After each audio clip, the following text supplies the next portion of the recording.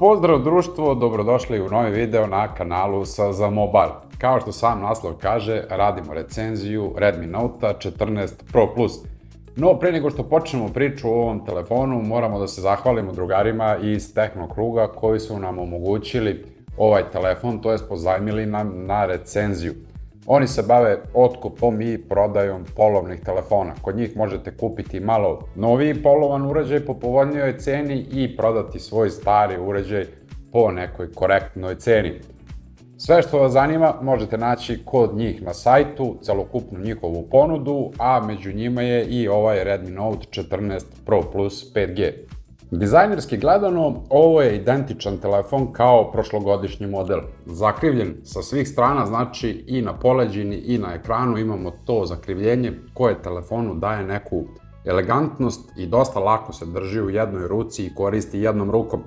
Sada znaju malo ta zakrivljenja na ekranu da prave problem jer možete nešto slučajno na tim ivicama da stisnete i onda kada kuckate poruke bude malo teže. Ali opet navikne se čovek na sve to pa nije ni to toliko strašno. Ono gde je problem kod ovih ekrana iz iskustva kroz servis je to što se vrlo lako razbiju na ovim zakrivljenjima i uglavnom je tu svako oštećenje kod telefona koji imaju zakrivljen ekran, a uz to nisu uopšte ni jeftini za servis. Jedina razlika u dizajnu je ovaj kamera sistem. Po meni prošlogodišnji kamera sistem je bio mnogo lepši nego ova kružnica sa kamerama. Meni se ovo nikako ne sviđa i nikada to nisam podržavao na ovim skupljim Xiaomi-ovima, međutim sada je to sišlo i u ovu jeftinu kategoriju telefona kod Xiaomi-a. Napravljen od stakla i aluminijuma, kažu od aluminijuma, mada meni ovaj okvir RAM frame uopšte ne deluje da je od aluminijuma, već mi deluje da je neka malo kvalitetnija plastika. Napred Gorilla Glass Victus 2, pozadi Gorilla Glass Victus 7i. Ne znam koje je to zaštitno staklo, nisam čuo za njega, prvi put sad vidim u specifikacijama da se pominje. Otpornost na vodu i prašinu, IP68 do 1,5 m dubine, pola sata. Na gornjem delu telefona imamo IR blaster, ono što je karakteristično godinama za Xiaomi uređaje i sa njime možemo upravljati određenim aparatima po kući, klima, uređaj, televizor i još neke stvari koje su podržane. Uglavnom radi lepo, ja sam pokušavao da uradim klimu, da palim i gasim. Nema neki veliki domet, ali radi u slučaju ako izgubite daljinski. Na donjem boku telefona imamo konektor punjenja Type-C tipa i fiokicu za SIM kartice. Kažem još jedan zvučnik jer na gornjem delu ekrana imamo drugi zvučnik koji u tandemu s ovim donjim ispucava odličan stereo zvuk. Poslušajte sami kako se čuje. Gornji zvučnik, donji zvučnik. Donji zvučnik je uvek malo jači od ovog gornjeg. Fali mu niskih tonova. Ono što bi malo zamerio ovom telefonu je njegova težina od 208 grama za razliku od konkurencije koja ima 198 grama. Ono što je problematika kod svih telefona koji imaju ovakav dizajn kamera sa ovom kružnicom je ta što je uvek teži u gornjem delu zbog ovih kamera i ima konstantnu tendenciju da vam ovako prevagne preko ruke. Takav je slučaj i sa ovim telefonom i nikako mi se to ne sviđa. Ne znam kad će jednom da ukapiraju da promene ovaj dizajn. Jednostavno previše ima ovakvih telefona sa ovom kružnicom. Već sam to dosta puta rekao. Slični su svi, kao da ih jedan proizvođač pravi i samo lupa drugi logo na poleđinu telefona. Na težinu uređaja verovatno utiče i baterija koja je ugrađena u njega, litijum-ionska baterija od 5110 mAh, to je rated kapacitet, sad koliki će stvarni kapacitet biti to ćemo vidjeti kada ga budemo popravljali. U principu baterija je odlična, dan i po do 2 upotrebe bez problema, mene je tako služio. Sa zadnjim punjenjem do 98%, reći ću vam i zašto. Baterija sada posle 23 časa ima nekih 43-4% baterije, što je sasvim zadovoljavajući rezultat, znači sutra dan ću tek verovatno puniti ponovo telefon. Puni se samo do 98%, nisam imao originalni punjač od 120 W, nisam mogao ni da ga nabavim kod mojih dobavljača, a da ga kupujem u oficijalnom storu, ne pada mi na pamet da dajem pare za takav punjač. Sa punjačem od 45 W koji koristim za Ultru, ovaj telefon se napuni do 98% za 40 minuta. Čekao sam još 10 minuta, ali nije hteo da napuni ta preostala 2% baterije. Ne znam kakva je tu problematika, da li taj Samsungov punjač ili nešto do samog telefona. U svakom slučaju sa tim punjačem telefon se ne zagreva, znači da je korisnije puniti ga sa nekim slabijim, boljim punjačem nego sa onim 120 W koje on podržava, a i kada aktivirate to brzo punjenje, sam Xiaomi vas obaveštava da to nije zdravo za telefon i da će se pregrevati u toku punjenja. Ono što najviše crpi bateriju ovog telefona je ekran koji je ugrađen u njega. Mogu vam reći, vrlo dobar ekran, ništa drugo ni ne može da se očekuje od AMOLED ekrana. U pitanju je ekran koji podržava osveženje ekrana od 120 Hz, nažalost nemamo one napredne LTPO matrice koja bi to skalirala od 1 do 120 Hz, već ovde radi to po principu 60 ili 120, kada je na always onu onda je 30 frame-ova po sekundi. Sasvim dobro se vidi na dnevnom svetlu, specifikacije kažu 3000 nits osvetljenje u piku. Ima malo problem sa tom refleksijom, ali nije strašno, u principu vidjet ćete sve i po sunčanom danu, nećete morati da tražite zaklon da biste nešto pročitali. Ima te zakrivljene ivice i kao što sam rekao na početku, bit će vrlo verovatno problematike sa lomljanjem ovih ekrana, jer je na tim zakrivljenjima on i najkrhkiji i najosetljiviji.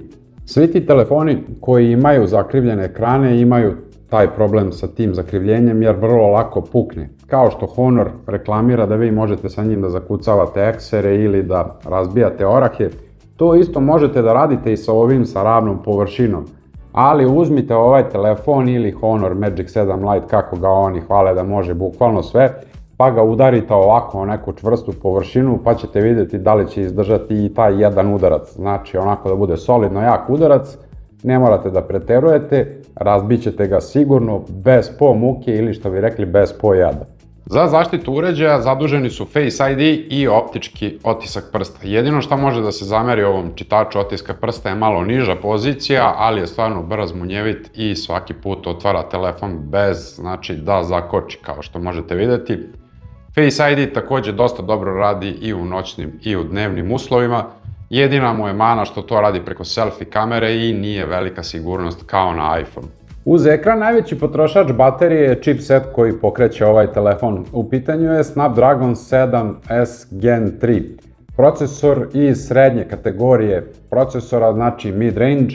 Uglavnom su se pokazali manje više isto na svim uređajima, dobro su optimizovani, ne troše puno baterije ni u sintetičkim testovima, ni tokom igranja i nema velikog pregrevanja. Takva je situacija i kod ovog telefona. U 3D Benchmark stres testu potrošio je samo 5% baterije za 20 okretanja, što je fenomenalna stvar kada je u pitanju potrošnja baterije. Dobijeni rezultati nisu bog zna kakvi, ali je zato stabilnost procesora 98-99, što je fenomenalna stvar i nema zagrevanja, to je ono najbitnije. U principu vrlo sličan kao i konkurencija. Kada je u pitanju igranje igrica na ovom telefonu, tu baš i ne možemo da ga pohvalimo, jer na primjer Asphalt Legend ne možemo da igramo u više od 60 frame-ova po sekundi. Čak šta i sam telefon preporučuje, to jest igra preporučuje da obori frame na 30, jer hardware nije navodno kompatibilan za 60 frame-ova po sekundi, no ipak radilo je u 60 frame-ova po sekundi. Ni kod Call of Duty-a nije bolja situacija, možemo da igramo u 90 frame-ova po sekundi maksimalno, što nije nikako za preporuku jer u 2025. godini gaming uveliko ide na 120 frame-ova po sekundi. Znači 3,5-4 glave eura za telefon koji ne može da igra gaming u 120 frame-ova po sekundi, jedan minus za ovaj telefon. Kamera sistem, verujem da to sve zanima. Zbirno ga čine 4 kamere, od toga ja bih rekao efektivno imamo 2 kamere koje ćemo konstantno koristiti. U pitanju je glavna kamera od 200 megapiksela i selfie senzor od 20 megapiksela. Jedina dobra kamera od svih ovih kamera je ova glavna kamera od 200 megapiksela. i sa njom ćete dobijati i najbolje rezultate. U principu zna da omane. Ono što mi se nije sviđalo kod fotografije je to što desi se da subjekat koji treba da bude u fokusu bude van fokusa i bude blago zamućen, ali okinete drugu fotografiju pa se to ispravi. To je problem manje više kod svih mid-range uređaja koji su jeftini i onda šta kaže koliko para, toliko i muzike. U dnevnim uslovima imamo dosta detalja na fotografijama, dobar dinamički raspon i dobro predstavlja boje, to jest bliske su onima koje vidite u stvarnosti. U noćnim uslovima fotografije su malo lošije kvaliteta, ima šuma u tamnijim delovima kadra i u principu to je to, nema se puno šta zameriti ovom telefonu kada je u pitanju glavna kamera. Što se tiče video zapisa, nažalost, samo 4K pri 30 frameova sekundi za razliku od konkurencije koja ima 60 frameova po sekundi i to nije pohvala za ovaj telefon. No dobro, van toga, ovi video zapisi su korektni, imaju dobar dinamički raspon, lepe boje i stabilizacija odrađuje dobro posao u dnevnim uslovima. Dok se u noćnim uslovima kvalitet tog videa malo degradira, tako je kod svih telefona koji su jeftini. Stabilizacija malo odrađuje lošije posao i imamo malo šuma u tamnijim delovima kadra, što je karakteristično za ovakve uređaje. Selfie kamera kod ovih jeftinih Xiaomi-ova godinama unazad me ne oduševljava, jer oni to ili neće namjerno da naprave kako treba ili jednostavno ne znaju da našteluju ovaj kamera senzor. Ni fotografije, ni video zapisi nisu bog zna šta sa ove kamere, znači nije baš za neku pohvalu. Kod fotografija u dnevnim uslovima često zna da onako izgori pozadina i da fotografija bude presvetla i to onda nije nikako lepo za vidjeti, a i kasnije u obradi takvu fotografiju ne možete da ispravite kada je preosvetljena. Kada je tamna može da se prosvetli, ali kada je presvetla izgore detalji i tu pomoći nema. U noćnim uslovima suvišno je i komentarisati ovu kameru jer stvarno nema uopšte dobre rezultate i ne može se pohvaliti noćnom fotografijom sa ove kamere. Kada je u pitanju video zapis, dnevni video zapisi i nisu toliko loši, s tim što stabilizacija opet ne odrađuje taj posao kako treba i onda znaju da se primete malo koraci u kadru, a ako se krećete kada ste stabilni, video nije loš. U noćnim uslovima ovo je tek užas, znači ceo kadar je drmusav i treskav, stabilizacija ne radi nikako i imamo dosta šuma u tamnijim delovima kadra, čak šta i subjekt nije uopšte onako lepo izražen i dosta sve to loše generalno deluje. I sa ultra širokom kamerom nije bolja situacija, identično se ponaša kao i ova selfie kamera, zna dosta da preosvetli kadar i da fotografija jednostavno izgori i tu onda nema pomoći. Znači, da biste dobili dobru fotografiju sa ultra širokom kamerom, morat ćete malo da se pomučite i da slikate više puta i da vam ruka bude mirna ili da telefon bude na stativu. Što i nije baš dobra stvar, ali takva je situacija sa ovom ultra širokom kamerom.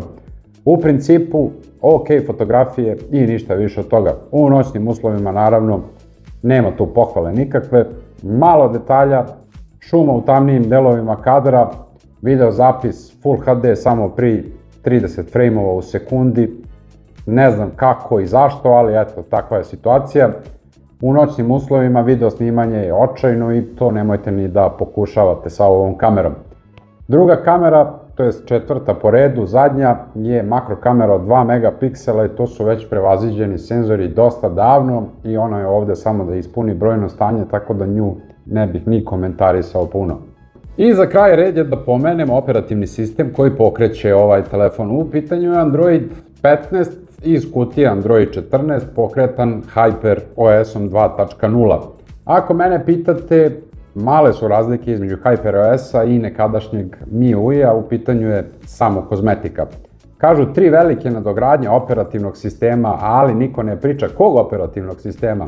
U pitanju su 3 velike nadogradnje HyperOS-a, a moguće da će biti samo 2 velike nadogradnje Androida i onda ćete imati situaciju da ovaj telefon dođe do Androida 16, jer je izašao s Androidom 14 i dobit će 3 HyperOS-a, što je sasvim nebitno u principu, za razliku od konkurencije koja ima 4-5 godina nadogradnje i u ovom jeftinom segmentu mobilnih telefona.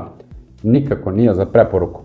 Gledano iz ugla korisnika Samsunga i iPhona, ovaj operativni sistem HyperOS je po meni bolna tačka na ovom telefonu i ovi telefoni bi se mnogo bolje ponašali u radu da nije tog HyperOS-a. Jednostavno, toliko zna da iritira da je to prosto neverovatno sa ovim reklamama. Ja sam se poneo prema njemu kao običan korisnik, koristim ga svakodnevno, bez toga da znam da isključim reklame. Naravno, znam da isključim reklame, ali nisam teo da ih isključim.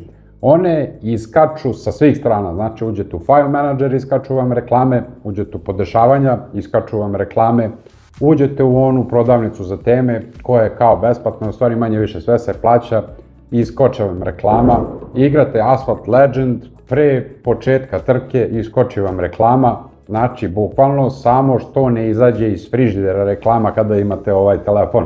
Još jedna stvar koja mi se ne sviđa kod Xiaomija je taj masivan bloatware, znači toliko mnogo bespotrebnih aplikacija i igrica koje jednostavno ne služe ničemu. I sada će oni korisnici Xiaomija reći pa to se lako obriše. Jeste, obriše se, ali ljudi koji ne znaju jednostavno ostave sve to na telefonu i to tako stoji tu godinu, 2 dana, skuplja raznog keša, raznog junk otpada i onda ukoči telefon, bez obzira što ima veliki RAM i dosta skladišnog prostora, opet telefon ima problem sa svim tim aplikacijama jer su one non stop tu, non stop se ažuriraju i non stop zauzimaju radnu memoriju. Znači, kada kupite ovakav telefon, odmah sve one nepotrebne igrice, aplikacije, Microsoftove aplikacije, ako ne koristite, sve ih obrišete i tako će vam telefon mnogo bolje raditi, ali Xiaomi M skupo naplaćuje ove telefone, M nam uvaljuje te reklame od kojih ne može da se živi. Sa ovim HyperOS-om 2.0 dobili smo i te neke AI mogućnosti, ali su i one isto tako nebitne kao i kod Samsunga jer na našem jeziku ne funkcionišu kako treba. Imamo to neko uređivanje fotografija, sve se svodi na to da možemo da brišemo predmete sa fotografija i to je to. Gomila još nekih beznačajnih AI mogućnosti, nisam ih testirao, koga to bude zanimalo testirat će ih, ali uglavnom to retko ko koristi, ja i na Samsungu ne koristim te AI mogućnosti, tako da su potpuno nebitne, znači kada budu dobile neka nova i konkretna ažuriranja, onda ćemo ih koristiti i testirati. I za kraj ove današnje recenzije, šta možemo reći o ovom Redmi Note 14 modelu? Visoke brojke, ne tako bitne u realnom radu. 512 GB skladišnog prostora, ali niko ne pominje da je to UFS 2.2 memorija, za razliku od konkurencije koja ima 3.1 memoriju i sigurno će bolje i duže raditi na duge staze od ovog telefona. RAM memorija, 12 GB RAM-a u ovom cenovnom rangu, ovi procesori ne mogu da iskoriste potencijal te memorije od 12 GB, a uz to se nigde ni ne pominje koji je RAM u pitanju. 200 megapiksela kamera, ništa specijalno, samo veliki broj. Ako ste korisnik Redmi Note 13 Pro Plus modela, nećete imati razloga da prelazite na 14-icu, jer su telefoni skoro pa identični. Razlika je samo u izgledu na poleđini i ja bi tu prednost dao 13 Pro Plus modelu, jer mi deluje lepše i nećete imati onaj utisak da vam telefon konstantno beži iz ruke, da hoće da prevagne preko ruke zbog velike koncentrisane težine u gornjem delu telefona, zbog ove kružnice sa kamerama. No dobro, o izgledu telefona ne treba puno ni komentarisati jer je lepota u oku posmatrači, nekome ovo može biti prelep telefon, nekome može biti ružan telefon, ja ću ostati na tome da sam neutralan i da bi mi bio mnogo lepši da je raspored kamera kao na 13 Pro Plus modelu, ali onda bi bio 99% isti telefon, što ne ide na ruku i slabije bi se prodavalo. Kod Xiaomija je još jedan veliki problem što ovi telefoni dalje imaju te reklame, a cenovno su isti kao i konkurencija. Nekada je to bilo opravdanje zato što su bili jeftiniji pa imaju te reklame i taj bloatware.